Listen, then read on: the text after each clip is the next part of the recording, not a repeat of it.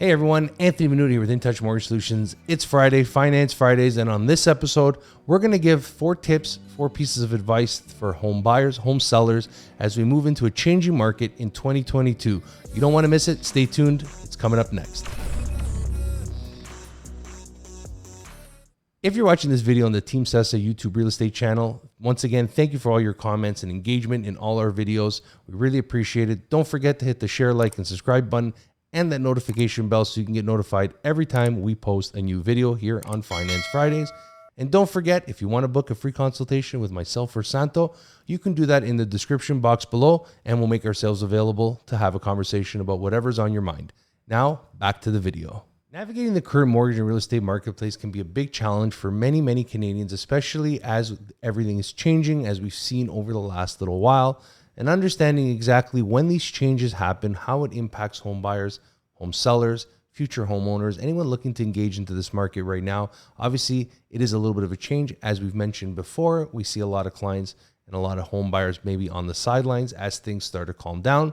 However, there are clients that are still engaged in the market, and helping those clients navigate this current marketplace is one of the duties here that we take at InTouch Mortgage Solutions. And obviously, I wanted to share some of the content and some of the conversations that we have with our clients, some tips and advice that we can give to you as a viewer and to an existing client when going out there to purchase or sell your home.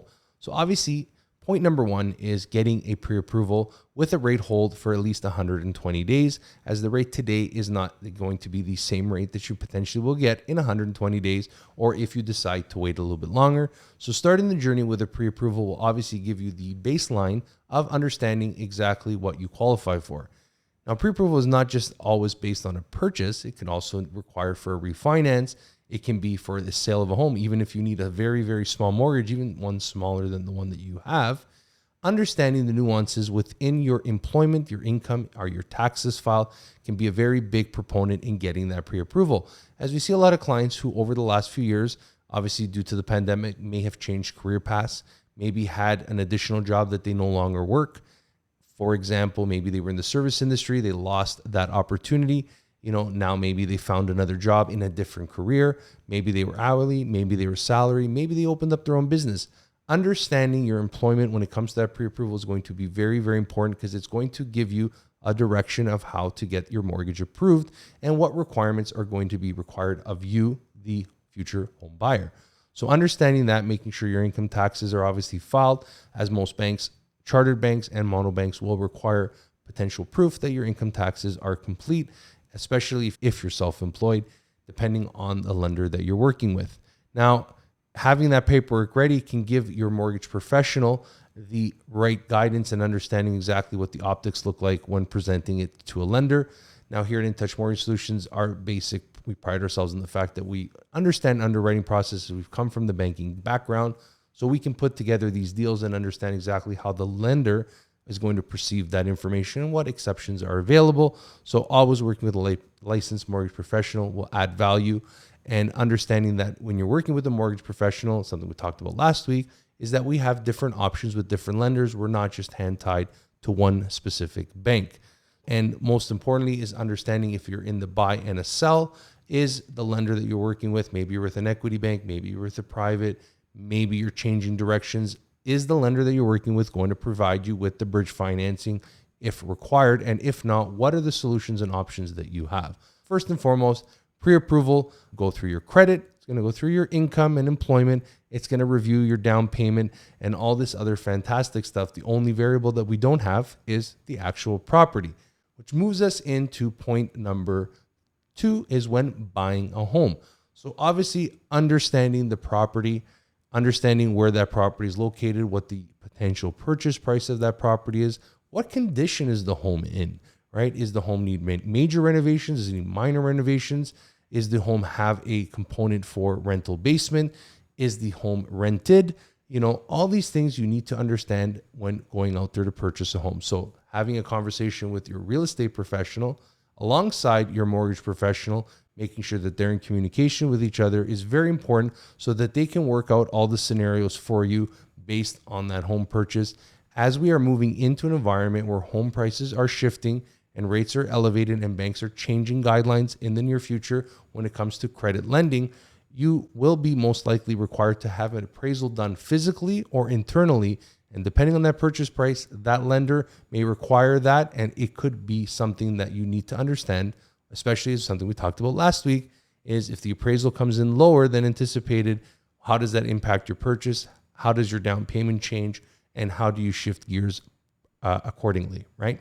So tip number 3 is obviously if you're a seller and you're looking to go out there and purchase your home, and something that we've advised all our clients who are in this particular scenario, especially now as the market has shifted. Just a few months ago, it would have been a different conversation. As the data comes out, we shift our focus and we shift our opinions, right? So just a few months ago, we were telling clients, hey, when the market was elevated, it was a very hot market, not just ourselves, but the real estate professionals saying it's very important to purchase your home because there is limited inventory. Homes were going multiple offers. So you needed to get down, securitize your home, because we were under the impression and obviously understanding that your other home would have sold in that market. But as the markets shift, and depending on where you're buying or selling, obviously it's all dependent on speaking with your real estate professional about your particular market, because not each market is identical, but understanding exactly how to list that home. So we were advising our clients right away, get your home on the market, because the longer it's in front of people, basically it can catch a lot of people's eyes, and you might get some offers, and you actually get to feel the market out and understand exactly what you might be getting for that home, because that's going to impact the amount of money that you're going to have potentially for your purchase, especially if you're selling and you need every single dollar from that sale to close on that future home. Because remember, you need to have a firm purchase and a firm sale to do an actual bridge financing. So if you require a bridge, you need to have a firm purchase, firm sale, understanding your outs, understanding your solutions when listing. But more importantly, try to get a longer closing if you're listing that house, maybe more than 90 days, between 90 and 100 if possible. Obviously, it depends on the offer and the people that are putting in that offer and their conditions. But that's where the real estate professional comes in, and understanding what options you have as a seller and what conditions you should be looking for in that offer as the market is beginning to shift and we are starting to see different conditions being inserted in different offers. So understanding that is very important. But to encompass and basically encapsulate the entire conversation, whether it's the pre-approval, talking to your real estate professional, making sure all your income docs are in, understanding that in this shifting market, there is still a possibility that your home may not close, right? So maybe someone purchased it, something happened. What are your exit strategies? And tip number 4 is speaking to a real estate lawyer in the current market right now. Because if you back away from your offer, if you are not able to close, what are the ramifications of that action? Now, especially in a market that's changing, you may have a binding purchase, you may have a binding sale. Situations can arise where maybe a situation changes. Understanding, if you're putting an offer in on a house and you like it and then you don't bring the deposit, does that mean that you're walking away? Not necessarily. It's still binding. It just has to be basically discussed with a real estate professional. What are the clauses? Can you walk away from this? What are the chances? What are your legal ramifications if you do so? So obviously, listening to a real estate professional is very important, understanding it from the perspective of a mortgage professional. But the most important part is what's going to cost you the most amount of money is if you don't speak to a real estate professional about what the outcomes can possibly be.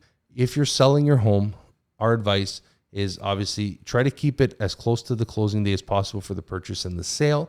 But in this market, because of what we're seeing, I would suggest closing on your sale first, even if that means, putting your stuff into storage, maybe finding a temporary solution for a week or 2 weeks, just making sure that you have that money in your pocket so that you don't get into a particular situation if you're not able to close. Obviously, these are based on current conditions, and speaking to your real estate lawyer will obviously be a very big value add. So we'll leave the video here. I hope you found these 4 tips and advice and solutions and options, valuable. If you know someone that would benefit from these tips and advice, please feel free to share the video. Don't forget to hit the like, share, and subscribe button and that notification bell so you can get notified every time we post content here on Finance Fridays. And thank you again, wishing you all the best and an even better weekend ahead. Until next week, thanks for watching. See you next week.